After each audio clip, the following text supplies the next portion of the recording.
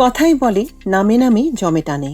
জম বিভীষণ তো বটেই, তবে জমের চেয়েও বিভীষণ প্রচার, আত্মপ্রচার।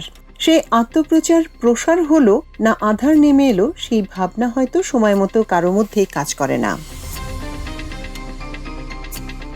যেমন করেনি পতিত প্রধানমন্ত্রী শেখ হাসিনার। তার ১৬ বছরের শাসনকালে তিনি, তার পরিবার এবং আওয়ামী লীগ সংশ্লিষ্ট নেতাদের নামে মোট ৯৭৭টি অবকাঠামো ও প্রতিষ্ঠানের নামকরণ করেছিলেন। এসব স্থাপনার মধ্যে রয়েছে সেনানিবাস, বিমান ঘাঁটি, নৌবাহিনীর জাহাজ, মেগা সেতু, সড়ক, সরকারি সুযোগ সুবিধা, স্কুল, কলেজ, বিশ্ববিদ্যালয়, হাসপাতাল, গবেষণা কেন্দ্র সহ বিভিন্ন প্রতিষ্ঠান।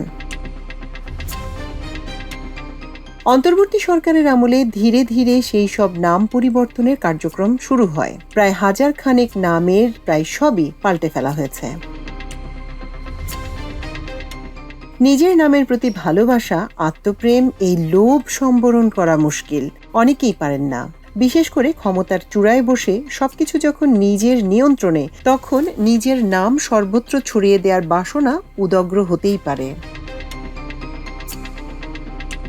হাসিনার সেই সিনড্রোমই এবার দেখা যাচ্ছে ডোনাল্ড ট্রাম্পের মধ্যে। যুক্তরাষ্ট্রের এই প্রেসিডেন্টকে বলা হয় খেয়ালি, আনপ্রেডিক্টেবল। কি বলছেন বা কি করছেন তা আগে থেকে বলে দেয়া যায় না। যা তিনি ঠিক মনে করেন তাই করেন। আর তেমনই একটি খেয়াল নিজের নামের ব্যবহার। মাস দুয়েক আগে নিউ ইয়র্ক টাইমসের সঙ্গে এক সাক্ষাৎকারে মার্কিন প্রেসিডেন্ট ডোনাল্ড ট্রাম্প সাফ জানিয়ে দিয়েছিলেন, আইনের ধার তিনি ধারেন না, তিনি তাই করেন যা তার মন চায়। তার কথায়, আমার কাজের একমাত্র সীমাবদ্ধতা হলো আমার নিজের নৈতিকতা, আমার নিজের মন। নিজের কথা রেখে চলেছেন তিনি। প্রচলিত নিয়ম নীতি ভেঙে একের পর এক এমন সব কাজ করছেন যার ধাক্কা পোহাতে শুধু নিজের দেশের মানুষই নয়, সারা বিশ্বকেই গলদঘর্ম হতে হচ্ছে।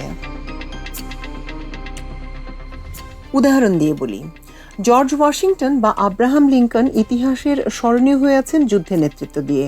তিনি তো তাদের চেয়ে কম কিছু নন। অতএব যুদ্ধে যাওয়া যাক। জোর খাটিয়ে গ্রিনল্যান্ড দখলের কথা ভেবেছিলেন, প্রতিবাদের মুখে তাতে সফল হননি। তাতে কি, আরও তো সুযোগ রয়েছে। ফলে ভেনিজুয়েলা ও ইরানে অভিযান, সামনে আসছে কিউবা।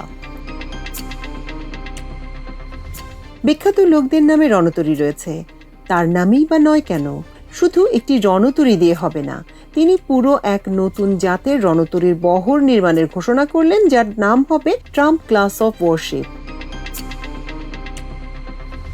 ঠিক করলেন হোয়াইট হাউসের বিশাল এক বলরুম বানাবেন, এত বিরাট যে খোদ হোয়াইট হাউসের চেয়েও বড়। এখন আদালত বলছে কাজটা আইনসঙ্গত হয়নি। ইতিমধ্যে ডজন খানিক প্রতিষ্ঠান, সড়ক বা ভবনের নাম বদলে ট্রাম্পের নামে করা হয়েছে। কেনেডি সেন্টারের নাম বদলে করা হয়েছে কেনেডি ট্রাম্প সেন্টার। ফ্লোরিডার পাম বিচ এয়ারপোর্টের নতুন নাম রাখা হয়েছে ট্রাম্প ইন্টারন্যাশনাল এয়ারপোর্ট। একই শহরের পাম বুলেভার্ডের নতুন নাম রাখা হয়েছে ট্রাম্প বুলেভার্ড। ইনস্টিটিউট অফ পিসের নতুন নামকরণ হয়েছে ট্রাম্প ইনস্টিটিউট অফ পিস। অতি ধনীদের যুক্তরাষ্ট্রে স্থায়ীভাবে বসবাসের জন্য যে নতুন গ্রিন কার্ড চালু হয়েছে, তার নাম হয়েছে ট্রাম্প গোল্ড কার্ড। যদিও এই কার্ডের প্রকল্প ব্যর্থ হয়েছে।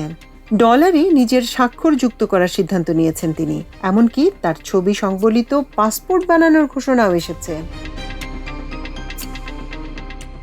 গত সপ্তাহে ট্রাম্প যা করেছেন তা বোধহয় মাহাত্ম্যের বিচারে এসব উদাহরণকে ছাড়িয়ে গেছে। তিনি ঠিক করেছেন নিজেই নিজের সরকারের বিরুদ্ধে মামলা করবেন।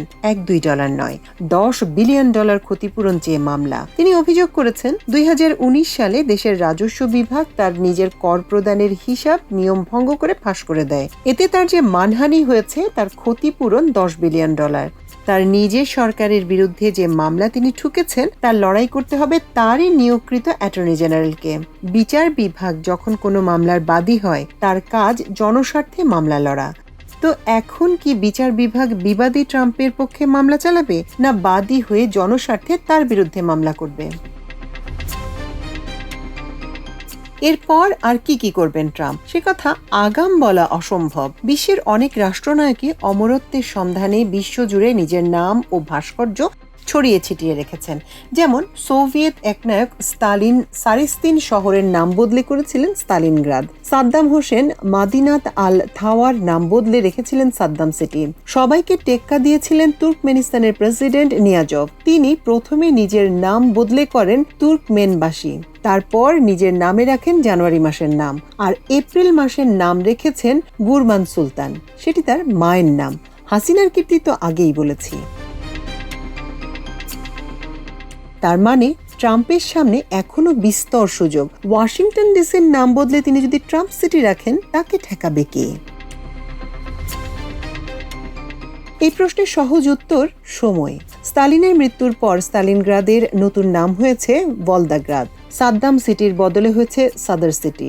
তুর্কমেনিস্তানের ক্যালেন্ডারে তাদের প্রায় উন্মাদ প্রেসিডেন্টের নাম বদলে পুরনো সব নাম ফিরে এসেছে, পাল্টে দেয়া হয়েছে হাসিনার নামগুলো।